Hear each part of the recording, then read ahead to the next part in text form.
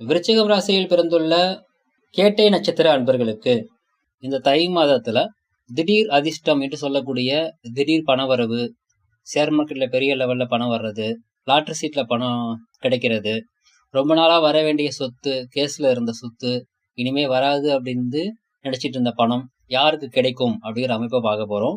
உங்களுடைய ஜாதகத்துல குரு மற்றும் புதன் இந்த 2 கிரகங்களுடைய தொடர்பு வலுவாக கும்பம், சிம்மம், மீனம் இந்த இடங்கள்ல இருக்கும் பொழுது கும்பத்துல இருக்கிறவங்களுக்கு 75%, சிம்மத்துல இருக்கிறவங்களுக்கு ஒரு 50%, மீனத்துல இருக்கிறவங்களுக்கு 25% திடீர் தனவரவுக்கான பிராப்தம் அப்படிங்கிறது சான்ஸ் இருக்குது.